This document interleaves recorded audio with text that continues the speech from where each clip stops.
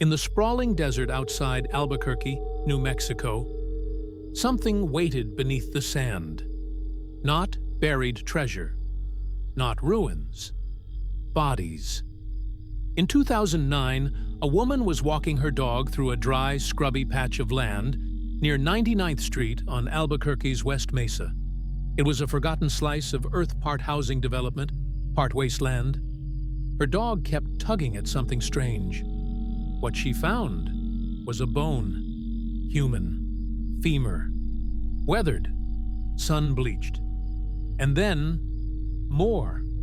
By the time the excavation ended, investigators had uncovered the remains of 11 women and 1 unborn child. The press called it a mass grave, but the police? They called it something else. The work of a serial killer, one who hunted sex workers, killed them quietly, buried them deep, and vanished. They would call him the West Mesa Bone Collector. Albuquerque in the early 2000s was already haunted. The city was grappling with poverty, police corruption, and a growing crisis of missing women, especially those on the margins. Many were sex workers. Many were addicts. Many were women of color. And many were disappearing. But no one was connecting the dots. Some families reported them missing. Others didn't. Some victims were never formally identified until their bones were uncovered. By then, years had passed, and their stories were almost forgotten. That discovery in 2009 sparked the largest crime scene investigation in New Mexico history. An empty lot, originally zoned for housing, was transformed into a grid of forensics tents, excavation equipment, and silence. The bones were scattered, some buried deep, others nearer the surface. Some showed signs of erosion, possibly from wind and time. Some remains were intermingled, hinting that the killer returned again and again to the same site. The victims. All of the victims were women. All were reported missing between 2001 and 2005. Most were in their teens or early 20s. Most were involved in sex work or drugs, and many were known to local police, but their cases had gone cold or were never investigated. Their names include Jamie Barella, 15, Selania Edwards, 15, the only known African-American victim, Michelle Valdez, 22, who was 4 months pregnant, Veronica Romero, 28, Victoria Chavez, 26, Virginia Cloven, 24, and others, whose families waited for closure for years. Their bones were all dumped in that remote patch of land. Investigators believe the killer was organized.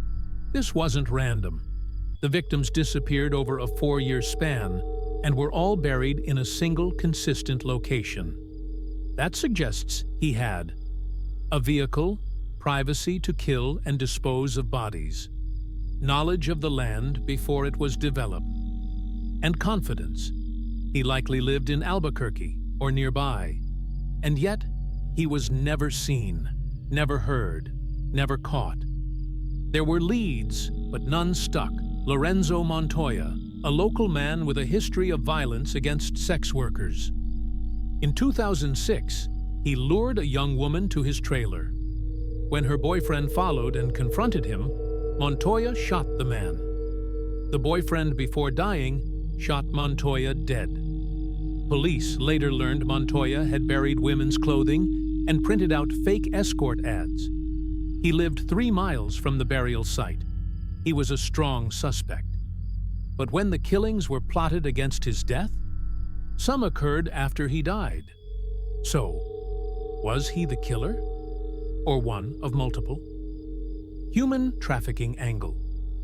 Some believe the victims may have been trafficked. The nature of the killings, methodical, long-term, and quiet, suggested someone with power, or someone with protection.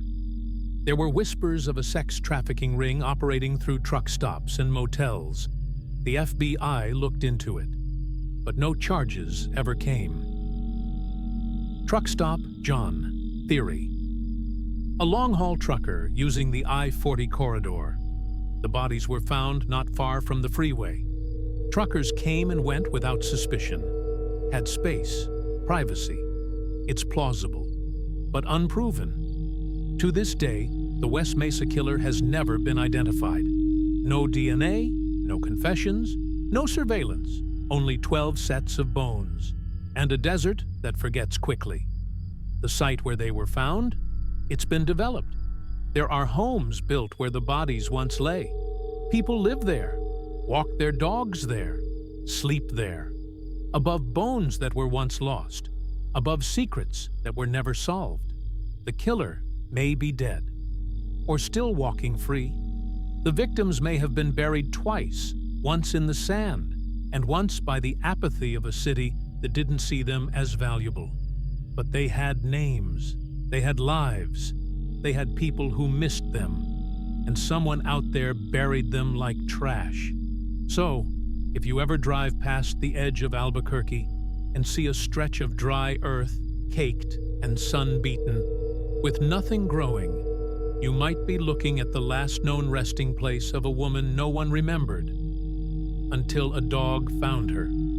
This is the story of the West Mesa Bone Collector, and it's not over.